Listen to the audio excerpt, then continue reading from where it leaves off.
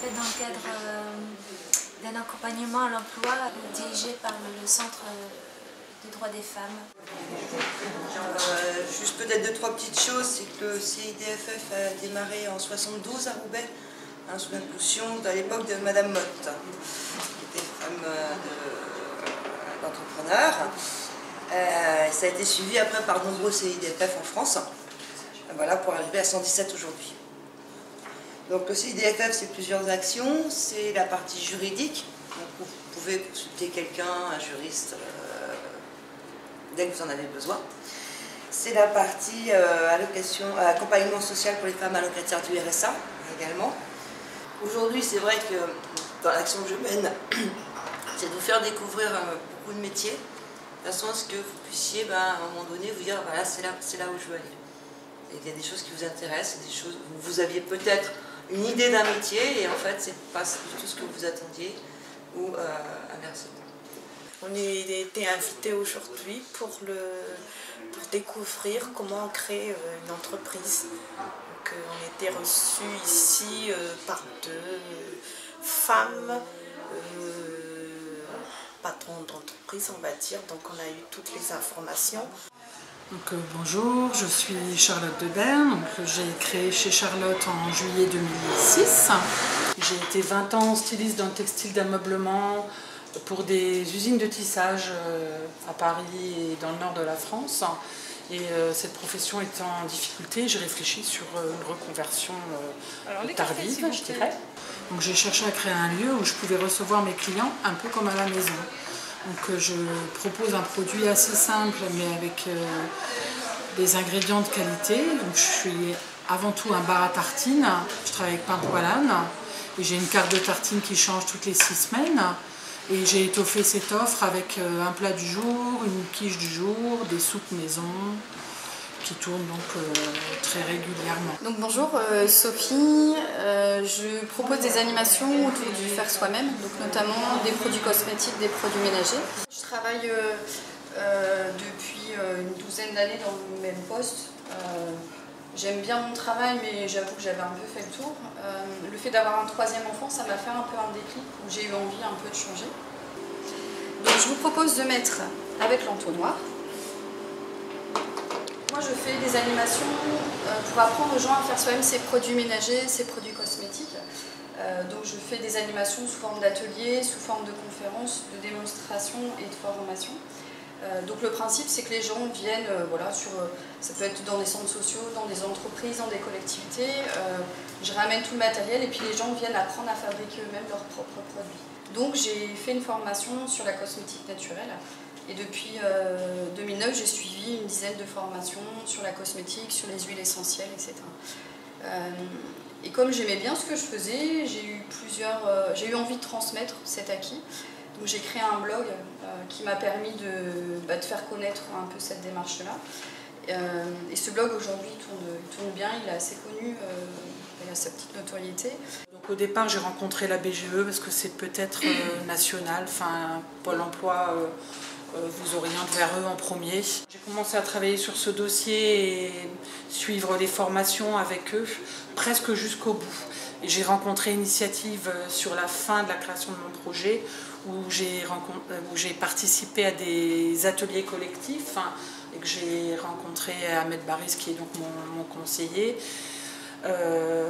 Donc c'était un côté plus chaleureux qui me convenait mieux. J'ai eu des aides financières, j'ai dû monter un dossier béton que j'ai derrière. Donc ça m'a pris, je dirais, 1 an avec une année supplémentaire pour trouver le local. J'ai fait une formation à l'émergence de projets et pendant une semaine, on était une dizaine de personnes et on a travaillé sur nos idées. Et je dirais que ça m'a permis de me donner un bon coup de boost et c'est suite à cette formation que j'ai créé le blog. J'ai créé un réseau par les organismes qui m'ont suivi, aussi par les réseaux sociaux et surtout aussi par le marrainage avec Initiative Plurielle qui m'apporte beaucoup avec son professionnalisme et son propre réseau. Je me sens moins seule devant les questions auxquelles je ne sais pas répondre, effectivement. Après, moi j'ai une petite particularité, c'est le fait d'avoir créé un blog. Ça a mis une espèce de porte ouverte sur mon activité, ça fait un petit phare sur l'activité. Ce qui fait que j'ai eu un énorme réseau via Facebook et via le blog. Donc plein de gens finalement que je connais pas, mais avec qui on échange, d'autres filles qui font la même chose que moi. Par Facebook, on se contacte et puis on se donne des bons plans, on s'entraide. Le gros réseau d'entrepreneurs que j'ai développé, c'est via CoFactory, l'espace de coworking, où voilà, il y a beaucoup d'entrepreneurs qui viennent travailler. J'avais un emploi du temps bien plus lourd auparavant. Donc aujourd'hui, je me sens plus libre et plus autonome par rapport à cet emploi du temps, par rapport à la disponibilité dans ma famille, avec mes enfants. C'est vrai que par contre, créer son projet, c'est 100% d'investissement quand même, parce que je pense que j'y réfléchis tout le temps, quoi, le soir, le week-end, la nuit.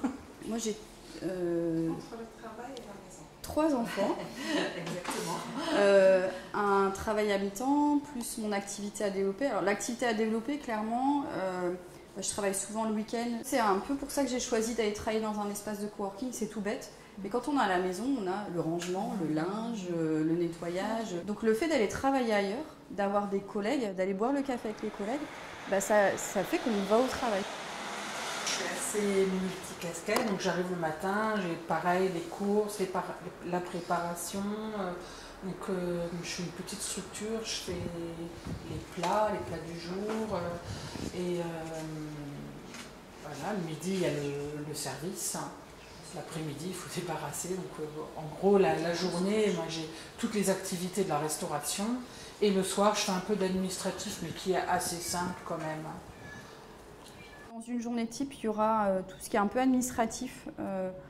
Donc ça veut dire, par exemple, faire des devis, faire des factures, faire l'administration. Moi, j'avais l'habitude de défendre des projets, même à l'étranger, devant des hommes. Donc, j'ai pas ressenti de problème par rapport à ça.